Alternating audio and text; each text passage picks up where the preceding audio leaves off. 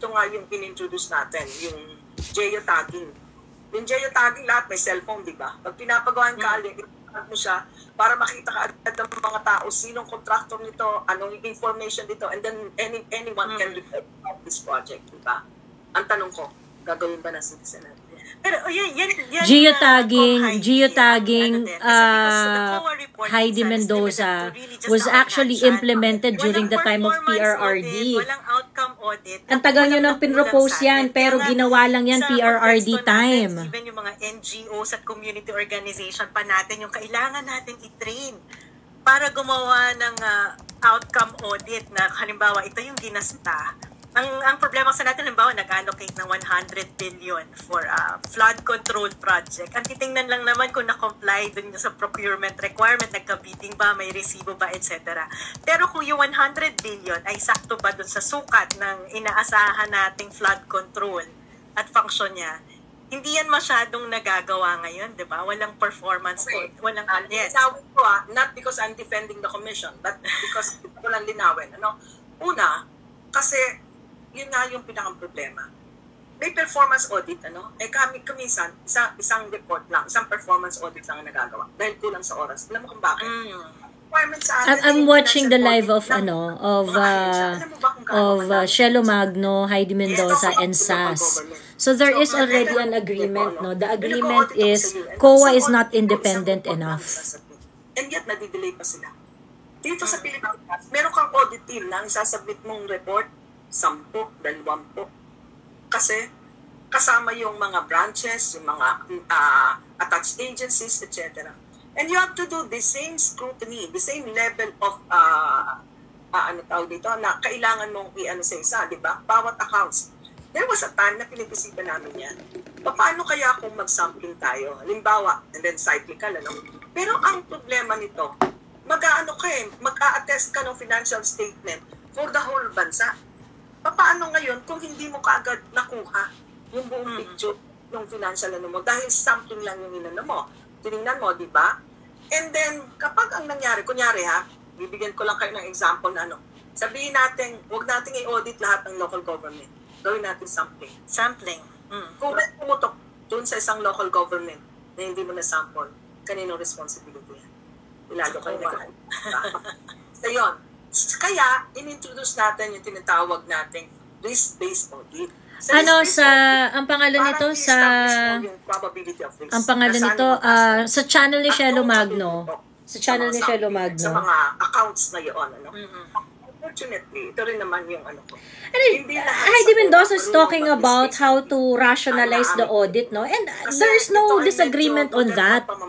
Okay yan, walang problema. We can hardly cope up with changes. Kung medyo aging yung population, anong sasabihin ng auditor natin? Ako na may magre-retire na, wag mo na ako isama dyan sa training na yan. Sa yan, Hindi sinasabi kong context na meron tayo, Hindi katulad sa ibang bansa at a certain age, wala ka na, di ba? Continue sa training, okay yan. Pangalawa, when it comes to risk-based audit approach, meron ka talagang tamang mindset sa pag-amoy at pag-identify ng risk, And I have to admit, hindi lahat pare-parehas ang level ng yan. Hindi katulad halimbawa na sinabi nating financial, simple yan, pag accountant ka, kahit tatak, nakapikit, alam mo yan. Sa risk audit, medyo mahirap. And then, pangatlo, meron tayo mga korporasyon pa. So, hindi lang LGUs. May korporasyon ka rin na ang dami, sandamakmak. At itong mga korporasyon na yon, minsan sensitibo yung mandate nila, di ba? Halimbawa, pwede siyang mangutang on behalf of the Philippine government. Pag yan, nalaktawan natin at hindi natin natutukan. Malaking implications din, di ba? At parang yan sa ating corporations, merong public mandate, but at the same time, may corporate objective, di ba? Kasi sometimes, may tinatawag nating public sector, din siya, di ba? Enterprise, di ba? So, ang sinasabi ko lang ay, nandun tayo sa proseso na kailangan i-review talaga natin yung tinatawag nating state audit code. And right now, pinag-aaralan yan. So, ang sinasabi mo, Tita Heidi, and I think we both agree, Sas, na kulang yung extent ng audit na ginagawa natin para mapigilan talaga yung corruption sa gobyerno. Types of audit, Yes. Sino ka? So, Hindi, ways of audit sa status and ako. even sa resources and capacity ng COA as an institution. And therefore, para mas mabawasan ng korupsyon sa Pilipinas. So alam nyo pala na very limited ang COA, and yet you want COA to be harassed by the House of Representatives doon sa OVP report ng confidential I fund. would like to build on what Ms. Heidi said. I think it's the entire ecosystem. It's not just like the function. Like, it's not just COA itself. Also, we don't have a culture of transparency in Philippine government. Ang nag-iisa lang nating freedom of information sa executive department, hindi pa siya pinapatupad ng maayos.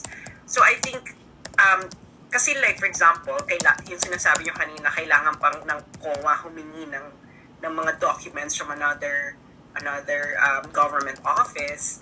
But if you have freedom of information law, that should have not happened. Kasi like ito favorite example ko yung Congress, because the way they spend their money it's not really transparent. Sabi mo ngayon, Professor Shelo, and sinusubaybayan ko rin to, 2021 lang natin nakikita yung breakdown ng binibigay sa bawat isang congressman, and that is lump sum pa. You don't even know whether they really use the money for a particular purpose. So hindi lang, I think, auditing, pati yung transparent. At let me just say na alam ko naman kung bakit ako dito in-invite, na hindi ako pabor noon na the VP Sara got confidential fund in 2022.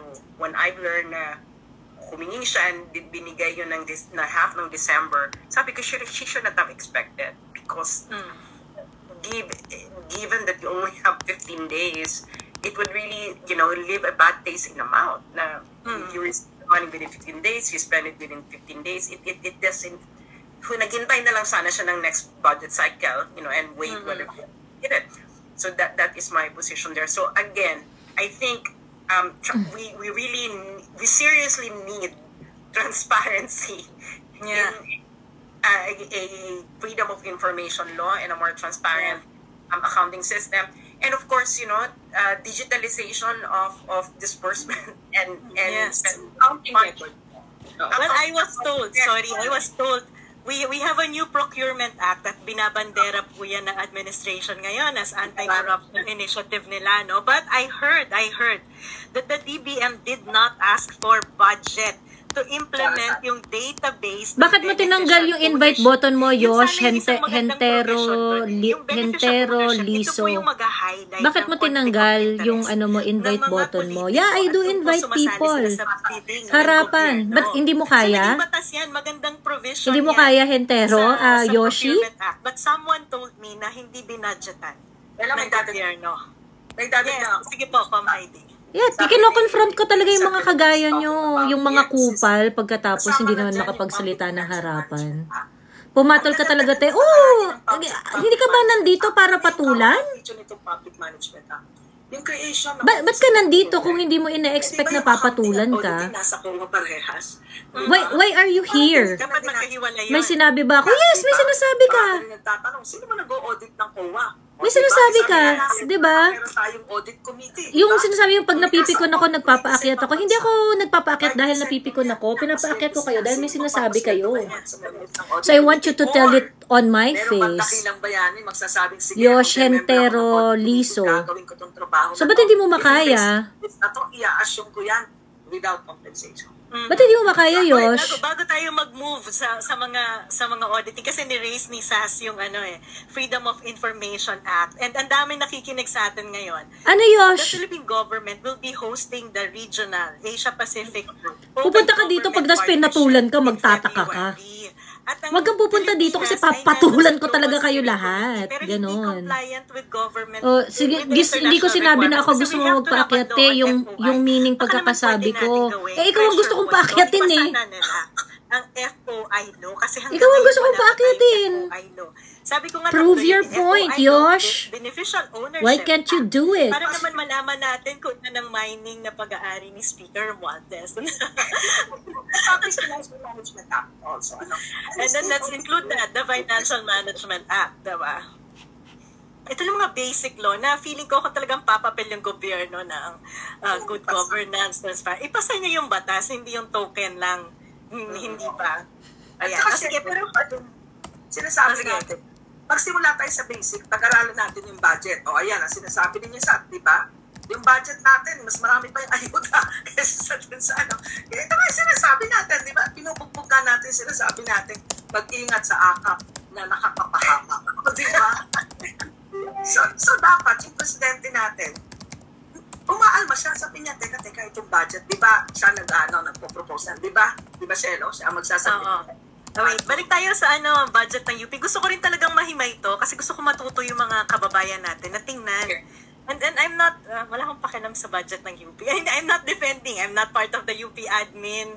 Kung kaya natin itong himayin para maintindihan lalo ng mga kababayan natin, why not? So, tingnan natin itong executive summary ng UP ha. So, karamihan, yung mga items dito, for example, ito, may operational highlights. So, nandyan na yung mga performance audit, performance report ng UP. Sa financial audit, so ito, Commissioner Heidi, ano ba yung explanation, ano yung ibig sabihin usually ng mga financial highlights? For example, may mga unobligated balance, Di ko sinasabi na ako gusto ko magpaakyat. Ikaw nga ang gusto kong paakyatin, Yosh. Ang dami sinasabi. Either hindi mo nagamit kasi hindi mo manonood na lang ako, te. Paano ka mapikon, sabi ni Yosh. Gusto ko ikaw yung umakyat Ba't hindi kaya? Next time kasi, manood ka na lang. Hindi yung madami-dami mo pang kinukuda dyan. Ganito kasi, Yosh, kung gusto mo manood ka lang. Hindi ka naman pinipigilan manood Ang dami pang kinukuda, pagka pinatulan ka. Bakit ka pumapatol? Diba? Tangang puta. Efficiency? At yes. Mute na kita para makapanood ka lang kantanga ka. Ayan, muted ka na. Correct. Okay. Actually, hindi ka na nakakasabat dyan. Kasi dito yung pumapasok sa buong budgeting process natin Pag binibigyan ng budget ang isang ahensya, dapat kaya niyang ubusin yung pera na binibigay sa kanya. Kasi kung hindi mo yan nagastos, hindi mo na-implement yung program, it's a delayed service para sa mga taong bayan. So, ang ibig sabihin lang po nito, binigyan ng budget ang UP, may unobligated amount ang UP na 1.7 billion pesos. Ayan naman pala, kaya nyo naman pala ipaliwanag, Shelo! Pero gusto kong i-flag dito, napakalaki. Dito sa budget ng DPWH for the 2025 budget. Paki-highlight, Shelo, para matignan ko. Wala dito. Pero sa GAA na lumabas, sa House of Representatives and the Senate, na hindi hiningi ng DPWH, pero binigyan nila ng additional 280-something billion pesos. Diba? Hindi na nga hiningi ng DPWH at kalahati na nga lang ng flood control projects ang nai-implement ng DPWH, pero binibigyan pa rin ng 280 billion pesos. So in relation to, sinasabi ni Commissioner Heidi na ang unobligated, unspent money na binibigay sa mga ahensya, pag hindi mo na gastos, yan ay delayed service sa taong bayan. Prof. Shelo, i-pick up yung point na yan, maganda kasi yan Ito rin naman ang weakness ng audit, Kailangan pa nag-audit ka, nakakapture mo yun. From the time na inallocate yung resources. So dapat, kinapture siya sa financial highlight, pero hindi na picture. Doon pagdating sa discussion yung sinasabi natin, halimbawa, in the case of the DPWH, So dapat magkaroon din ng proseso at magkaroon din ng findings na magsasabing, teka, tingnan natin yung performance ng agencies in charge of the budget release, bago natin tutukan yung budget execution. In other words, there must be a holistic approach in the conduct of audit. In a sense na, hindi mo lang tinitingnan yung utilization. Tinitingnan mo from the time na ma-release yung allocation, from the time na maging pondo siya, to the time na magamit yung pondo, to the time na makapag-produce ka ng tamang services at outputs. Yun ang dapat papasok din sa audit. Pero inaamin din natin, napakaraming dokumento niyan. At kailangan din natin i-point out ang management minsan meron din silang tinatawag na pasaway. Eto, sinasabi ni Shelo Magno, when you are given a budget, dami-dami explanation ngayon yun yung mga sinasabi naming argument. Yung sinasabi ni Shelo ngayon at saka ni Heidi Mendoza, sinasabi nila ngayon, once an agency is given a budget, they are expected to exhaust it. Hindi ba yan present kay Inday Sara? Nung binigyan siya ng late na 125 million that she has to exhaust the budget? Bakit 5 milyong whatever na litro ng gasolina ang kailangan nyo? So, at times, ang puntos ko nga, there are, sabihin natin, yung appreciation, nagkukulang, di ba? At nung binabanggit nila sa akin, nung COVID, alam mo ba ma'am, meron dapat tayong nagamit na kung napayagang gamitin yung research, kung naituloy yung research. Sabi ko nga, dapat pala itong procurement law, tinignan din natin yung punto de vista ng mga research. Kasi kung walang research, di ba pinagsasalita si SAS? They were trying to get on the good side of SAS eh. They are expounding the DDS argument actually eh. So I do not know how they're going to use it against dun sa 125 million. Hindi nagamit yung pera. Kaya dito, na nagre-react ako na hindi siya nagamit, hindi lang yung absorptive capacity. There are instances, takot gumalaw yung project officer. Takot sinisalak. Actually, before I give the floor to SAS, meron din akong study na pinag-aralan ko naman yung spending behavior ng mga local governments in relation to their COA audit. Paano magsasalita si Shelo at saka si Heidi? DDS argument yung sinasabi. Mga magaganda yung observation. Ang laki ng unutilized fund nila.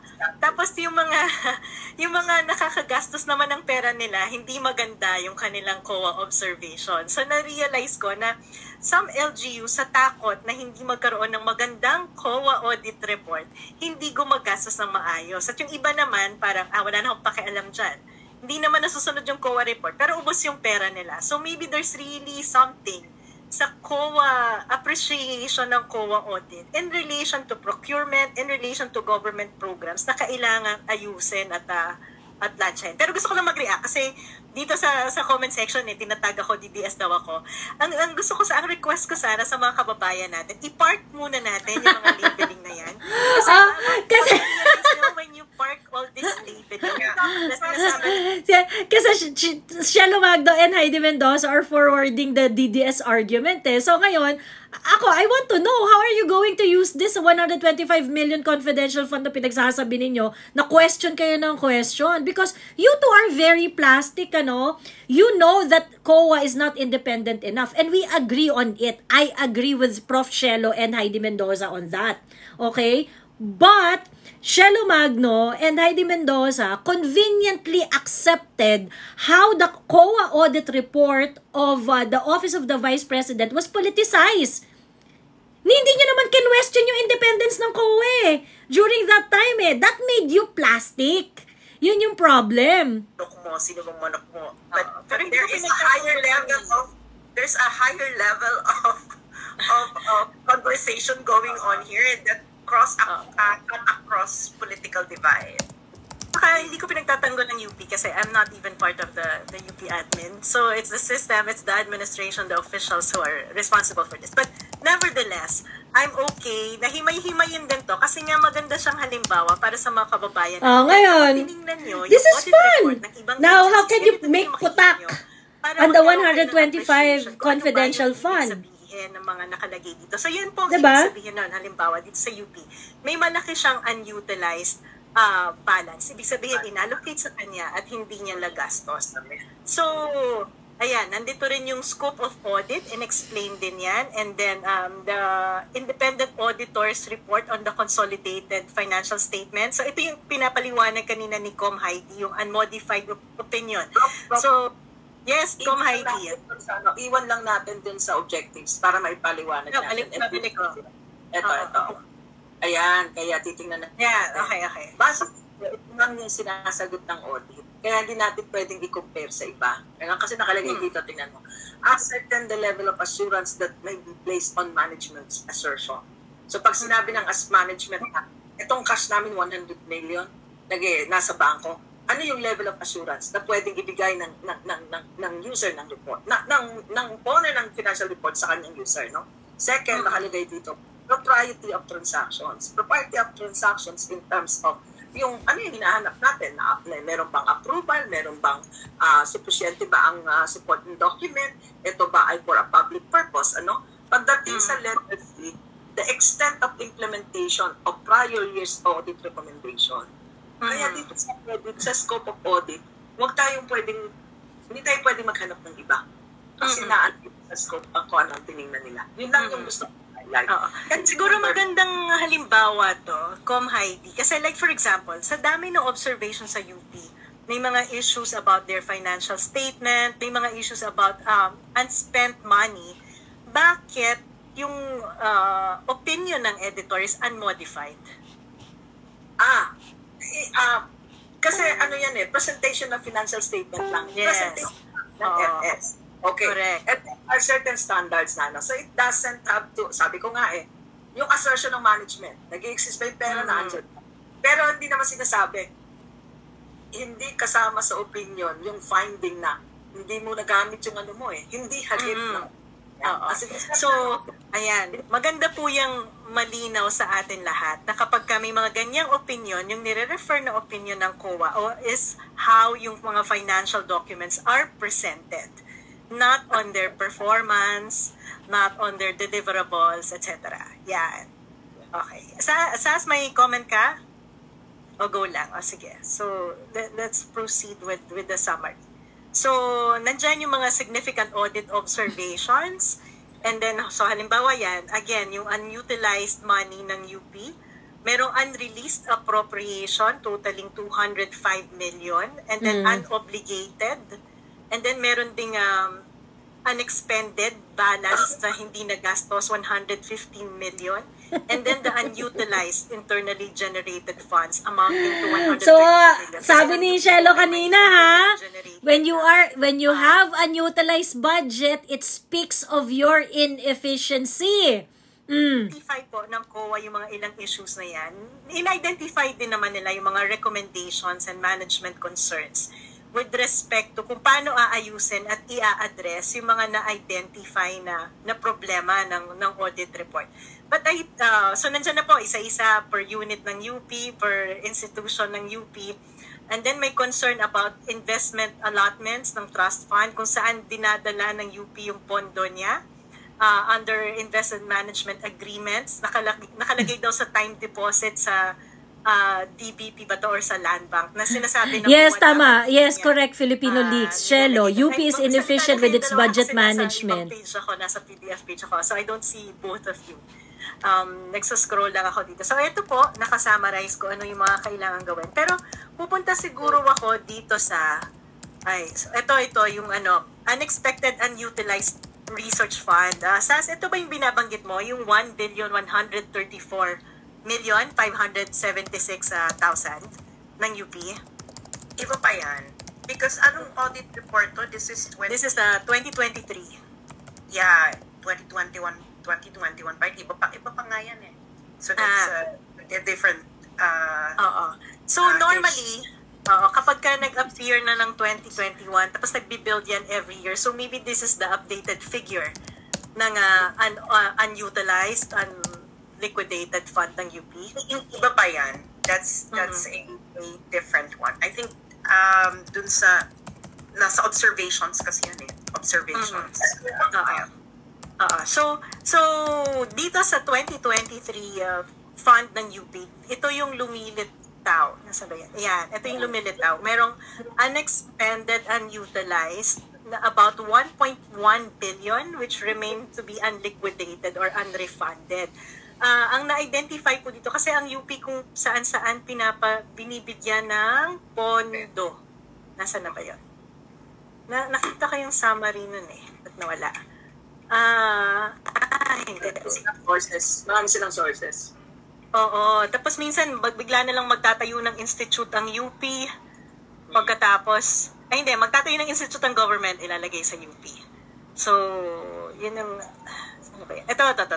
So, halimbawa po, itong 1.4 billion Agree, unutilized Filipino na leaks. dapat Shelo should ibalik stay na sa away from national using government maybe kasi when hindi trying naman to assert na-implement. So expertise. ano ba yan? True. Halimbawa, ang national government nagtayo ng Philippine Energy Research and Policy Institute na inallocate ng 40 million. Tapos 31 million na hindi nagagastos ng UP. Tapos provisions of higher education services, 1 billion. Construction of public restrooms sa UP campus, meron pang 25 million na hindi nagagastos.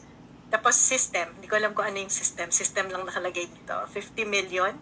Conducts of research projects, 43 million pesos.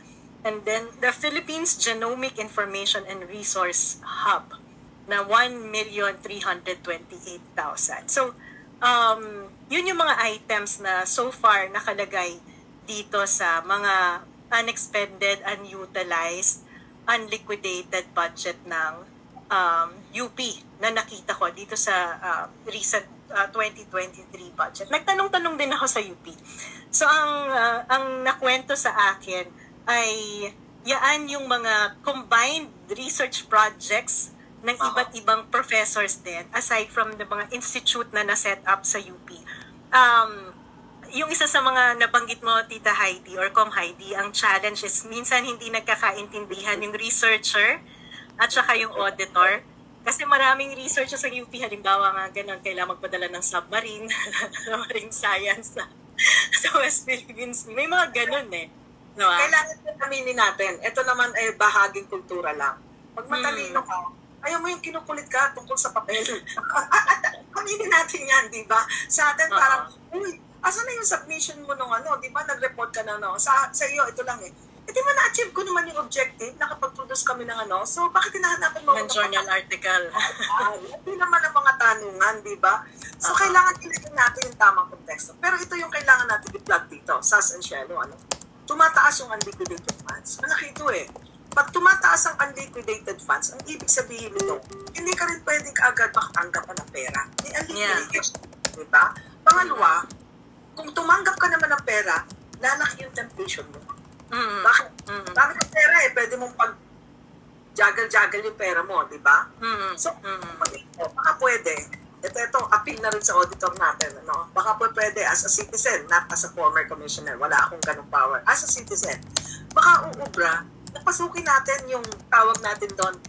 Kung recurring yung findings, na lagi kang may unliquidated at meron kang unliquidated funds, tingnan natin, ano yung pinakang root cause? Nahihirapan bang mag-liquidate? Hindi ba maintindihan o malinaw yung research na project? Kasi unless hindi natin nasusolusyonan yung problema or deficiency na ipina-plug natin sa audit findings. Kung kaya, tayo, di ba? I have a question, Heidi. Yung sa auditing kasi, do they need to suggest on how it could be solved? Like, if there are deficiencies, there are processes. Kasi pag tinitingnan ko yung observation or recommendations, yung recommendations, they are too general. And, alam mo yun, so kaninong job yun to improve the process? Kasi, parang sinabi mo, the auditors themselves, they're already swamped. Maybe there should be, I know that there should be another department that would be involved in that process. Process budgeting, for example. Yeah. Mahirap. Hindi pwede. Kasi dapat ang nakakaintindi at magre-recommend yung nakakita ng problema. Ang sa atin lang, extra effort kasi ito eh. Sa atin kasi, imagine, ilang agency ang i-audit mo. Ilang audit report ang susulatin mo. Kita ko yan eh. Dahil nire-review ko yung audit report bago namin i-release dun sa kahit commissioner na ako, dumadaan pa sa akin yan. Dahil tinitingnan ko talaga yung consistency, consistency ng audit opinion, kung tama ba yung binibigay na audit opinion. And then tinitingnan ko yung overall ng control na environment. So parang ang tingin natin dito ay meron ka dapat pamantayan or standards. Ano sinasabi ni Sas kanina. This is getting really boring, This is getting really boring. Last part ng audit report. Wala namang wala naman tayong pinagkaiba doon sa sinasabi ni Shelo Magno at saka ni I listen to this too also. Wala naman tayong problema dun sa audit standard, dun sa pag-rationalize ng public audit, doon sa budget management efficiency. there is no debate on that. Yung mga sinasabi ni Shelo doon at sinasabi ni Heidi Mendoza doon, yun din yung sinasabi ng mga Dutertista. Miss Joey, comment ka doon? Yes, nagko-comment ako doon. Yun din yung mga sinasabi ng mga Dutertista. Okay? But the problem is, you keep on saying, di ba, before, you kept on saying that there is a special problem with the OVP budget, with the OVP confidential fund. So why don't you talk about that? Diba? Why don't you talk about that? Kaya kayo nasasabihan ng plastic. Kaya kayo nasasabihan ng mga ipokrito. O ngayon, yung mga sinasabi namin, yun din yung sinasabi nyo ngayon about budget efficiency, about public audit, about independence. It's the same thing. Diba? Why are you not talking about why the confidential fund of the Vice President is so special that it deserves to be scrutinized in the House of Representatives? Diba? Hindi pa. Tapos kung sabi natin, kapag may unliquidated fund, dapat hindi tayo magre-release. So malamang yung isang professor na yun na hindi nakaka-liquidate, di siya makaka-apply uli ng research grant. Kasi may unliquidated grant siya Pero the others would continue to be able to apply for research grant as long as nakaka-liquidate ka. Let's start drawing accountability. Na, una, may responsibilidad ang head of agency. Tawagan mo yung hello, accountable officer A, Professor so-and-so. 3 taon ka na hindi nakapag-liquidate. When you do that, and you ask your treasurer or your account. Diba? O ngayon, ilang oras na tong live na to, they still do not want to tackle why the confidential fund of the Vice President is very special. Kung hindi mo kaya yan, then auditor can also do that. Diba? Ask the disbursing officer, teka, meron kang malaking unliquidated funds. Alam mo kung bakit? Pag hindi natin ito ginawa, at naka-retire na yung mga professor na hindi lang naman professor sa ibang ahensya, marami din yan. Ito nga yung biro ko doon. Kala natin may pera pa tayo. Ay, wala na pala nasa iba ng bulsa. Hindi ko naman sinasabing lahat ng iba lang. I think dun sa UP kung research projects yan, I think kasi usually the research projects in a huge university, some project managers, and it's their job to actually. It's not the professor. Yung professor mismo sa UP. Yes. So if you have a research project, it's the UP professor who's also a project manager, and then you get about 3,000, 5,000 to manage a research project. Kaya ako hindi ako nagre-research project. Dapat kasi wala yun kasi the last thing that you would like for scholars to do is actually do the management, right? You want to concentrate on the research work, but unfortunately, that's the reality in UP. You do the admin work and you do the research work. Pero yun nga. Hate natin talaga yung admin work, lalo na yung matatalino. We hate administrative part of it. Kung pwede nga lang natin i-delegate, di ba? That's the di ba? Huwag na yan, ako na lang susulat ng report, ikaw nang bahala dyan. Unfortunately, yung namang na-delegatean, patsi-patsi lang, kung ano lang na-intindihan. Ang point ko, kailangan kinakausap nyo na kagad yung auditor nyo. Ina-explain nila ano ba yung itong research na ito. Simply because ayaw nyo sa mga Duterte kasi mga yan talaga di nila kasosyalan. Di ba dapat mas bukas ang relationship ng management with COA kasi in the process dapat nagkakaroon ng guidance so that you can avoid mistakes already. Para ang nangyayari di na nila ina-underestimate si Sas. Well, hindi naman nila ini-insult si Sas. Tapos hanggang sa dulo, kapag nangyari na yung event, at saka kailan dami mo ngayong listahan na ito, mali yung ginawa mo. Anong petsa na, Heidi? Shelo, bakit important? Diyos me, bakit important sa inyo ang OVP Confidential Fund? Yung independence. Pangalawa, baka minsan naman, ang tinatanong kagad ng agency, ano ba ito? Disallowed? Parang pinipend mo yung management natin. Mag-decide yung management. Pero ito naman din, hindi naman ano yung magbigay ka ng guidance. Kung ano yung pwede. No? Ang problema niyan, pag sinasabi kong pwede namang humingi ng guidance sa auditor, alam mo, hindi nahingi ng guidance sa auditor. Ako yung binubugbog sa private messages. Sabi ko, teka yung guidance dapat sa auditor niyo. Kasi may buong konteksto para maibigay yung advice. I can only absorb a little on the basis of anong sinabi mo, pero it will not capture the entirety of everything that I need to know. Diba? Hindi ko. Tama ka. Dapat dyan, sabi nga natin, the COA has assumed a new role. That of being angels.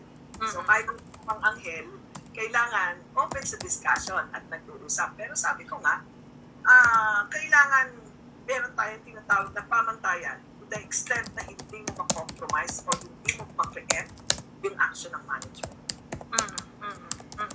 So I think yun yung isa sa mga weakness din ng buong COA process. Kasi parang nasa end na lang. Tapos kulang yung guidance. Lalo-lalo na halimbawa sa UP, mga professors. Diba? Gusto mo na nga lang mag-research, hindi familiar sa mga admin work.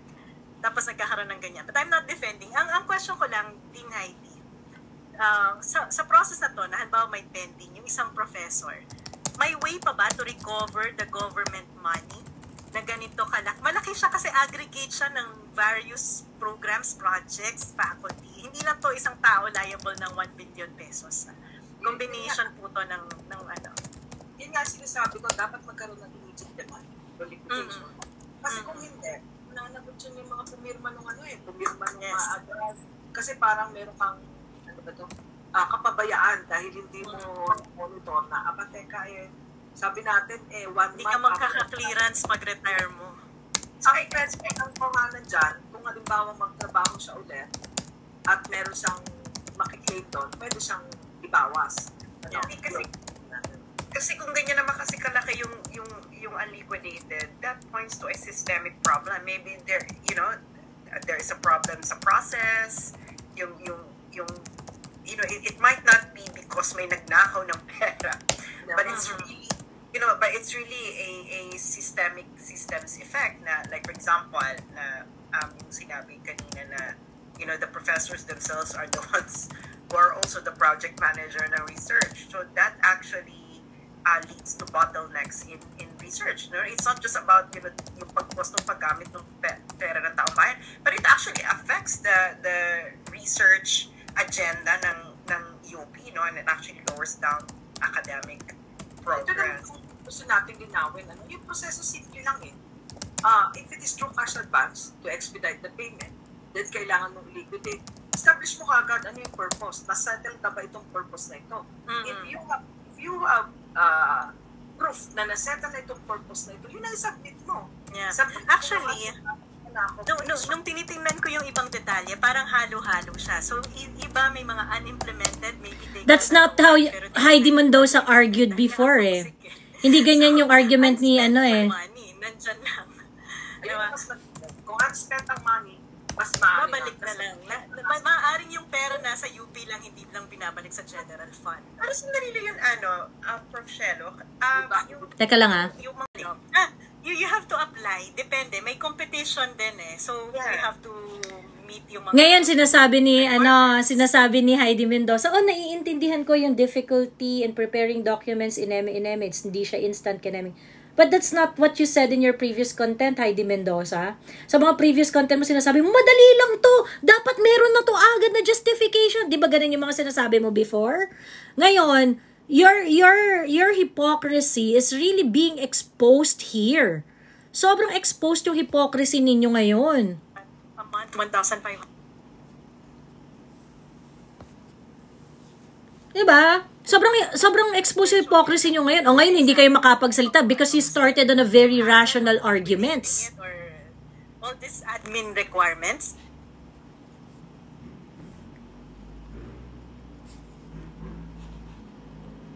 Demand na liquidate all outstanding unliquidated advances. Pagka-issue ng demand, upuan ka agad ng auditor kasi wala ka naman choice kailangan mong tumulong para malinis yung libro di ba?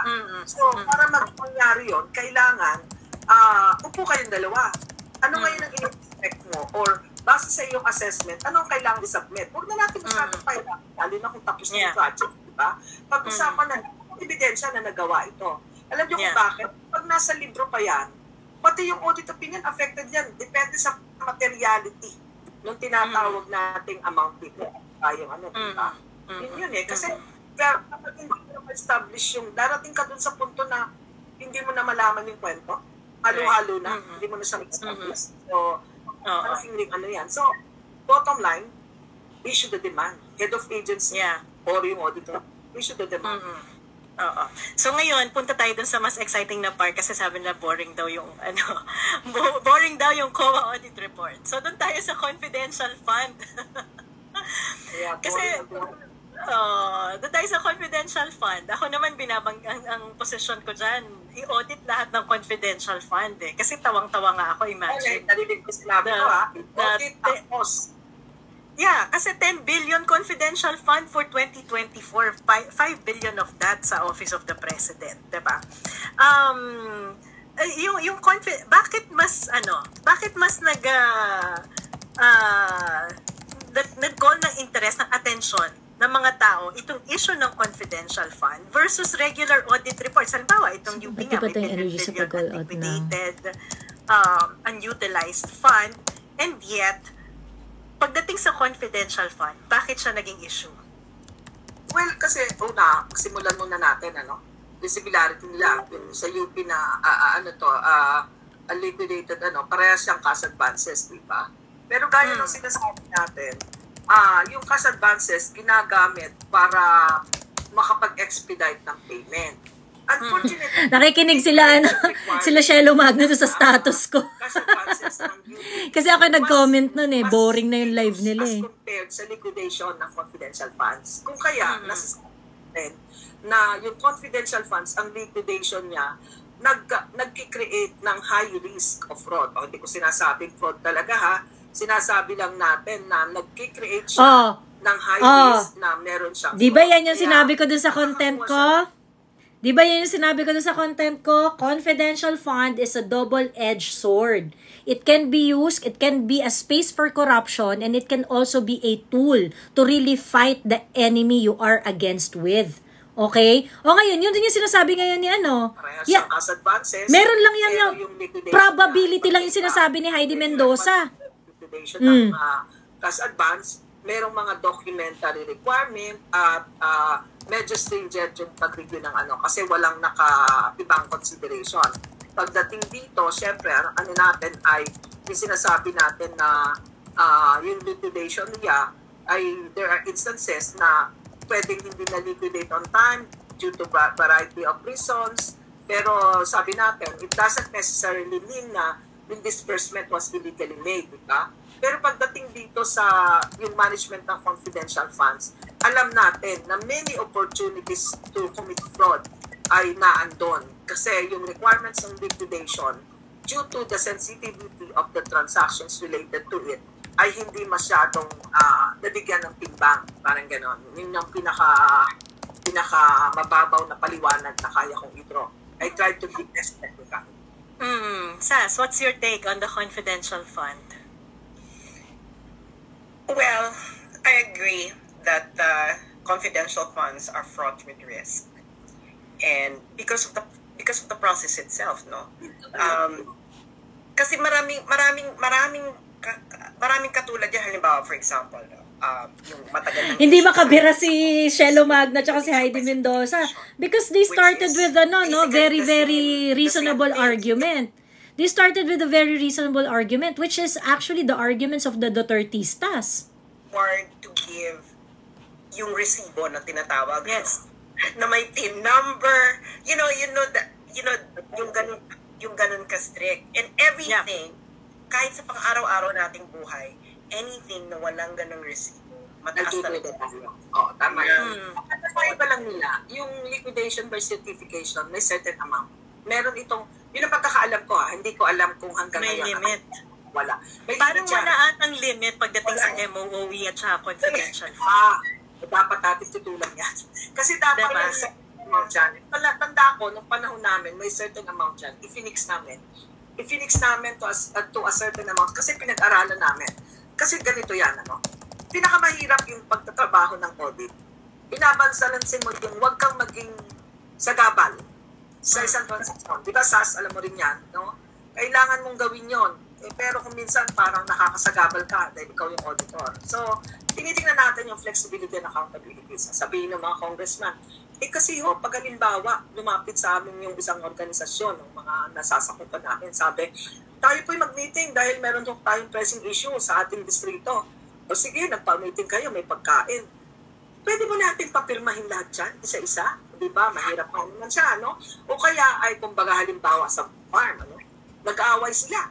Alam mo yung culture ng farm, pag nag-aaway, you have to compensate both families. Consider government expense yan. Kasi that's in the name of peace, di ba? And it's a public ano din, di ba? So because of that, siyempre, parang kailangan natin ilagay sa konteksto na parang timbangin natin na huwag naman tayo makahadlang. Pero nung panahon na ay nakaupo sa COA, ako naman ay marami ding napansin na isinet namin yan. Mayroon yung limit. Kumbaga, up to the amount of, hindi ako makasiguro kung anong amount, but I think 2 million lang ang inalaw namin eh. Other than that, hindi na pwede. So, kung ito sasabihin natin na lahat ng MOOE ng Congress ay sasabihin natin by certification, siguro, mukhang meron tayong kailangan tutukan dyan. Ano? So, sorry, masabi. Kasi, wala yan sa annual audit report. Eh. Hindi natin makikita kung magkano niya.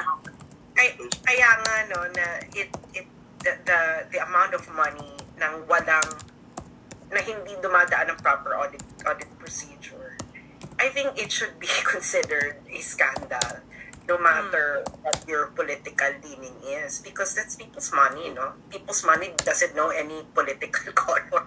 That's the people's money. And kaya nga, I think, no, the confidential fund became really huge. Dahil nga, the nature of secrecy ng paggastos ng pera. And materiality. And then ikaw din na nagsabi kanina, Sas, di ba? You mentioned like, bakit mo pa tinanggap yan? It will really raise a red flag. So yun yun. Yes. Hindi nila ma-atake yung confidential fund ngayon the way they used to attack confidential fund. Shelo and Heidi cannot attack the OVP confidential fund the way they used to attack the confidential fund. Half ng December and then doon mo palang natanggap yung pera, you can easily send return it. Just return it and say that Shelo mag-expire yan, di ba? At the end of the year. Hindi ako alam kung ito ba ay kasama sa then they have to return. They have to return. They could return it. 2 years ang nito or 1 year lang? 1 year. 1 year. Di ba merong mga taon na dinideclare na may 2 years. Yung total budget. But this one, I think 1 year eh. So parang, for me kasi, no, that's the major issue for me there, no? And Bakit di ko ma-share po live mo, sabi ni Miss Ay? Hindi ko rin alam.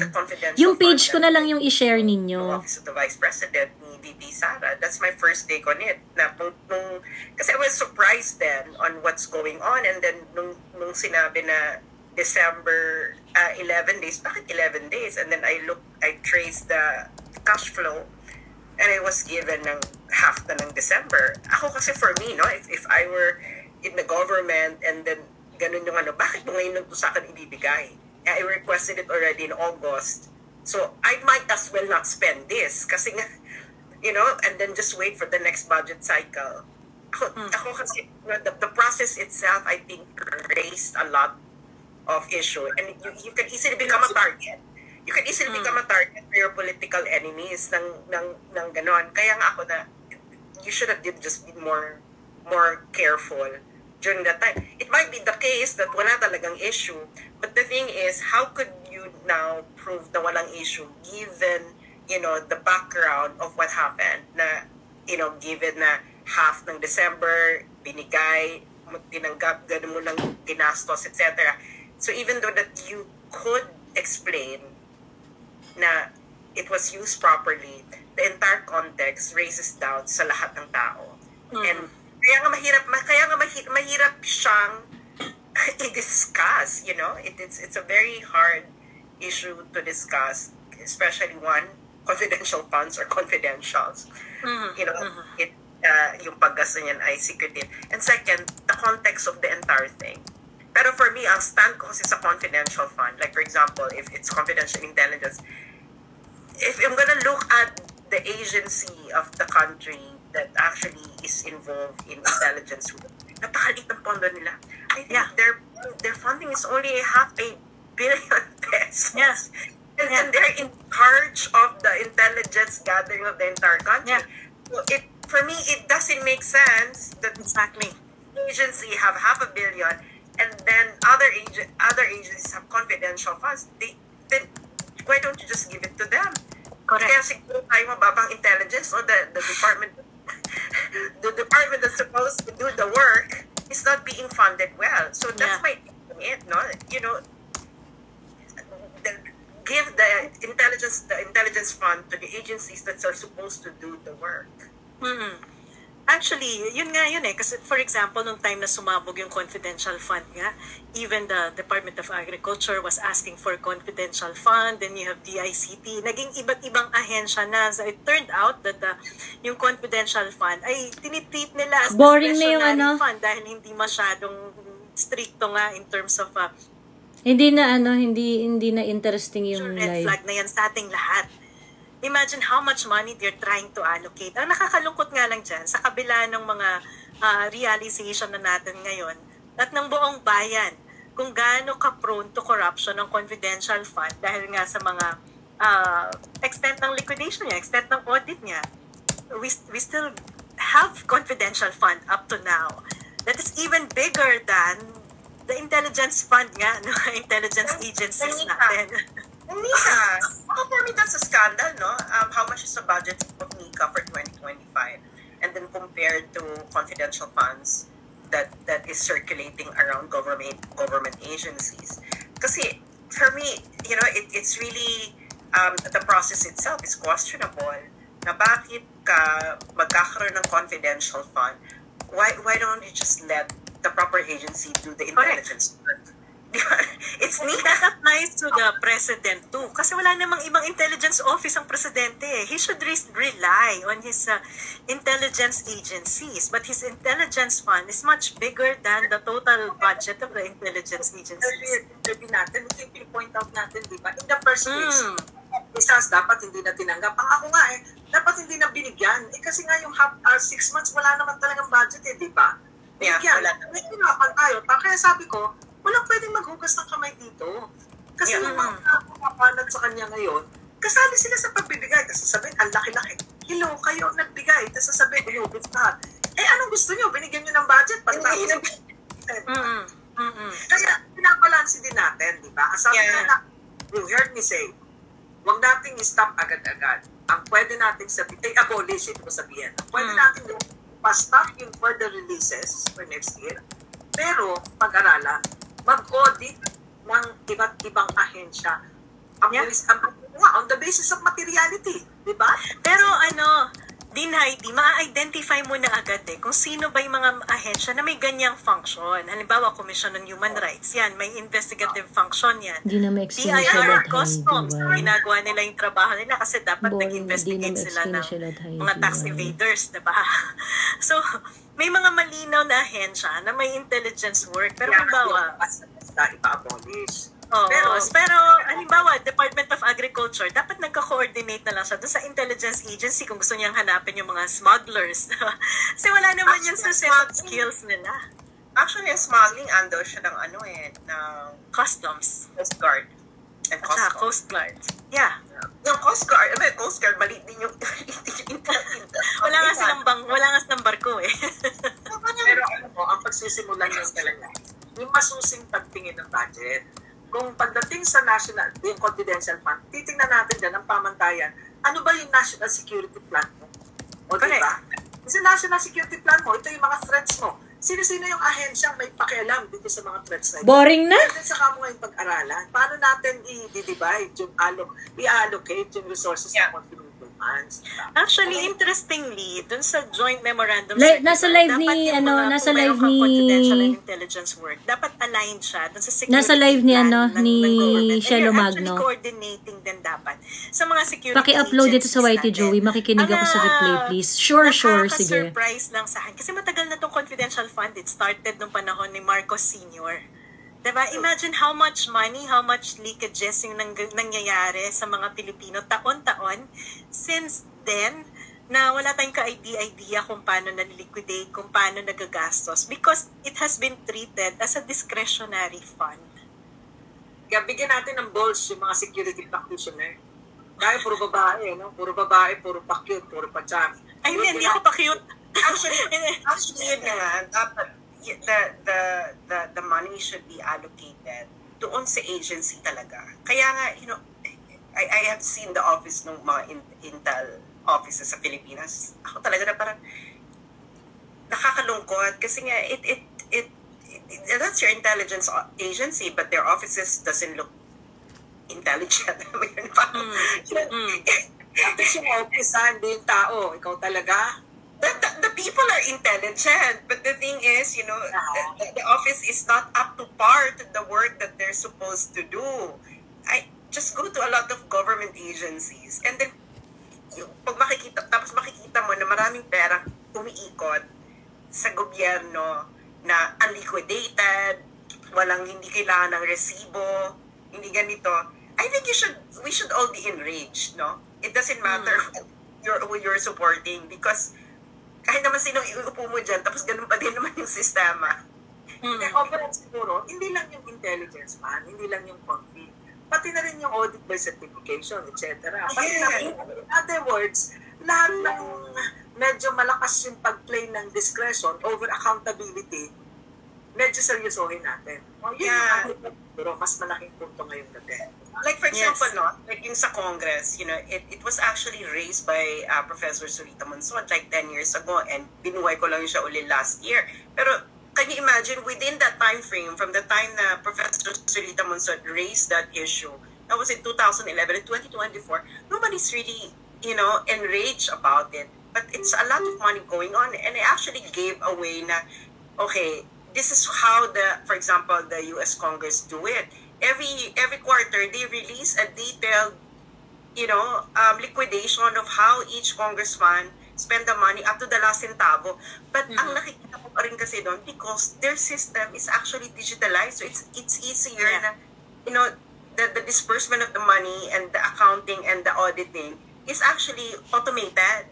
Kaya mabilis sila makakapag-ganon. Sa atin, the thing is, kaya siguro ayaw rin nila mag-automate ng system because, let's hold them to account. Diba? So, I mean, ito yung mga bagay kasi na, well, they're saying na lahat ng hearing na to na nagaganap sa Congress ay in aid of legislation. So, I think, sa atin, sa mga kababayan natin, ang tendency kasi natin, we stick with the colors We stick with the loyalty to the politicians. And I think yung kagandahan ng conversation natin ngayong gabi, we're actually identifying policies na dapat isulong natin at supportahan natin. You're identifying policies in a... Hoy, nag-TikTok kayo ng Mary Grace Piatos, ulol! We are identifying policies, nag-TikTok kayo ng Mary Grace Piatos! Ordering on abolish it, focus on intelligence, identify key agencies na may intelligence work. Kasi nga, it's really prone to corruption, and at the end of the day, tayo talagang mga Pilipino yung nagbabayad dyan. At saka, unfortunately, dito kasi yung mga manggagawa, it's the middle class, kasi tayo mga manggagawa, withheld yung tax natin Wala naman tayong discretion kung magkano lang ibabayad natin. Yung mga mayayaman, yung mga elite, yung mga oligarchs, may mga accountants yan. May discretion sila on how much profit to disclose government. Pero tayo mga manggagawa, tayo yung lifeblood ng gobyerno. Diba? Kaya nga, I appreciate Professor Shalomano and Heidi Mendoza inviting me here, even though we belong to a different political camps. But I think we see naman na, we know what's going wrong in the system itself. And at that level, we could agree on what to change. Kaya nga, even inaasar ko si Professor Shelo Magno, this is just like normal banter over the internet. Pero we admire her work. Like, for example, yung ginagawa niya nun sa PhilHealth. I think everyone is scandalized over that. And thank you, Professor Shelo Magno, by emphasizing it is the middle class that is actually very affected here. It's not just yung sa disbursement ng pera, even dun sa ayuda, because the middle class don't receive ayuda, but they're paying for ayuda of others. Well, it depends. Kapag ka-close ka sa mga nagbibigay, pwede kang tumanggap. May nag-share sa akin ng screen cap kasi sa Manila daw ang tumatanggap ng AKAP fund ay mga SK. officials at kagawad. Mga kaya nga ngayon, thank you for raising that point na the issue right now is really affecting a huge portion of the population, which is the lower middle class and upper middle class, or actually the tax engine of society.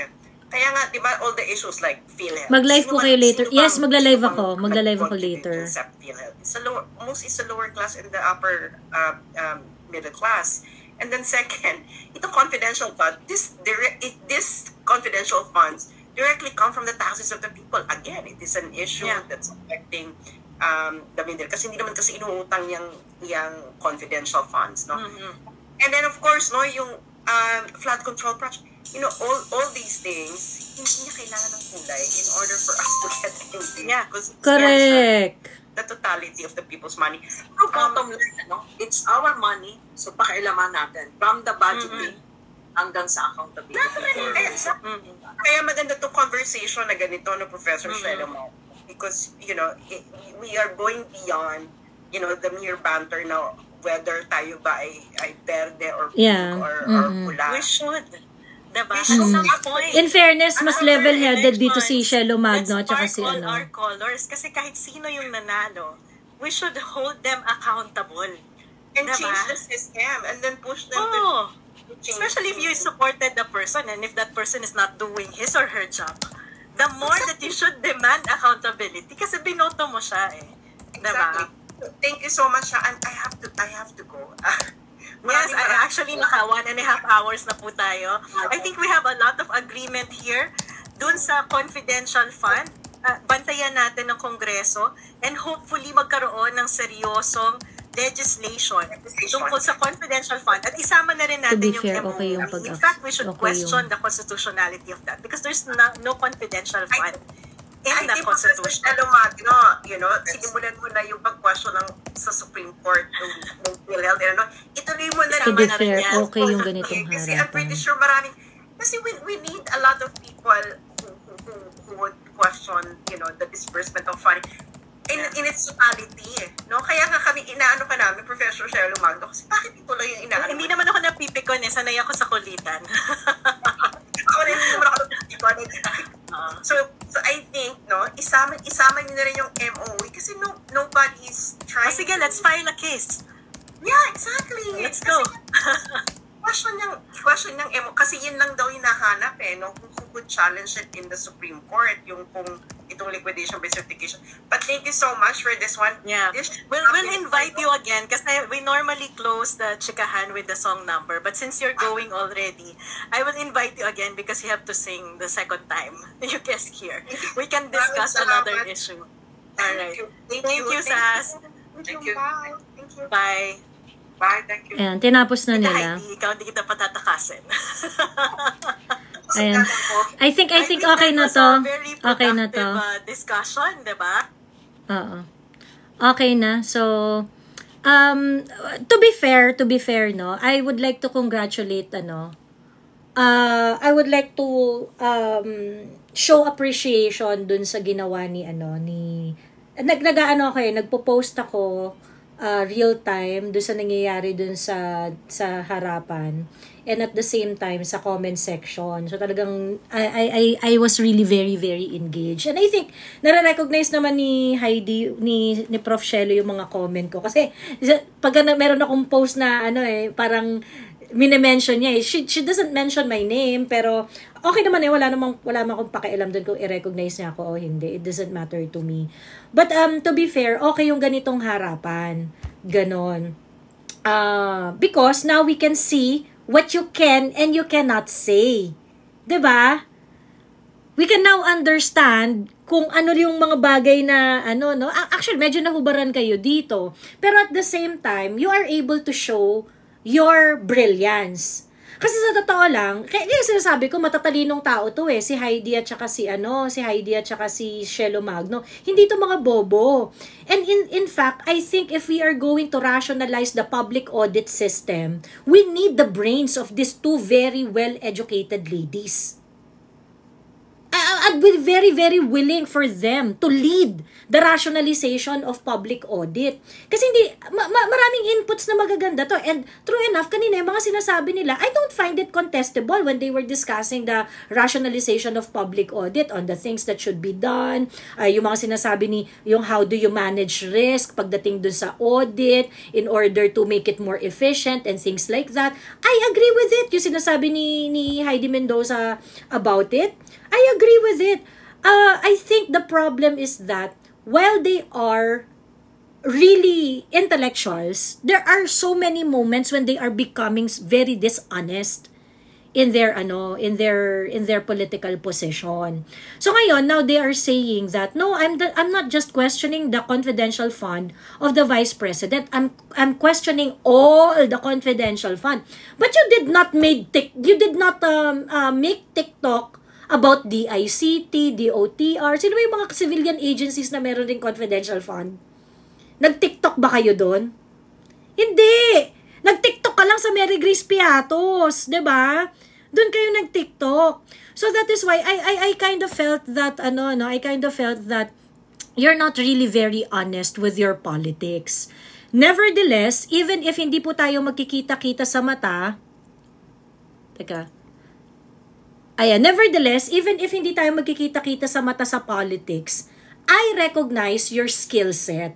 I recognize that of course, pagdating sa sa actual legwork sa audit and things like that, I think you have better understanding as to the practical aspect, practical approach on how we're going to do more efficient public audit of funds. Ayun. So, sabi na sana ulitin natin, ganyan-ganyan, ganun. It's really getting boring, no? Kasi they were not saying anything that they're not really saying anything that they used to say. Napaka-safe nung nila. Napaka-safe nung kanilang mga discussion ngayon. Ganon. I would just like to I would just like to parang say na the problem is the reason why hindi ko mapagkatiwalaan yung mga political stand nila on things that involve their expertise is because hindi kayo consistent eh. 'Di ba? Ayun.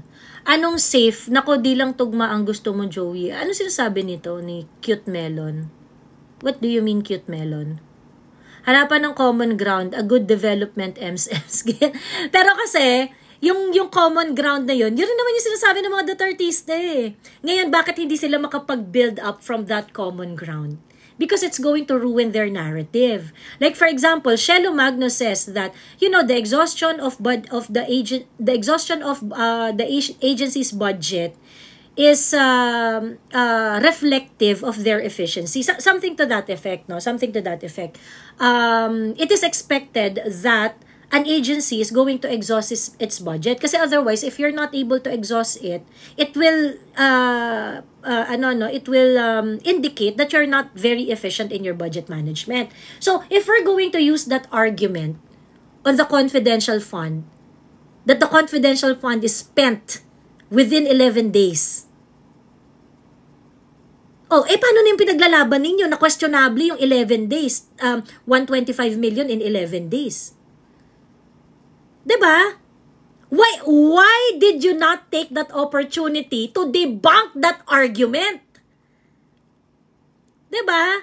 So yun yung mga dito, yung mga intellectual dishonesty dito. And this is one of many reasons why I think SAS is very very smart in not reacting too much doon sa na yun. Kasi they were they were trying to find common grounds, etc., etc. And when they said all the things that we agree with, so ngayon, paano nyo ma-justify ngayon na illegal or questionable yung 125 million spent in 11 days? When Shelo Magno herself said that an agency is expected to exhaust its allocated budget. Diba? Ayun, ganun lang yon. Anyway, mag-end live muna ako dito. Di kasi panig sa paniniwala mo masyado ka nagmamarunong, sabi ni Nan. Sabi ni Nancy, hindi ako nagmamarunong pero sure lang ako na mas matalino ako sa'yo. Sure na sure po ako dyan. Ayun. Live ba to? Sabi ni Danger Dem. Yes, live to. Live. Ayun. Okay, anyway, mag-end live lang ako. 10 p.m. magla-live ako. Ha? Lang ako, workout lang ako very, very quick. Ma'am, ba't di mo pinost ang TikTok live mo? Kawawa mga team replay. I-upload ko, promise. I-upload ko. Ayan. Okay. Sige, bye-bye.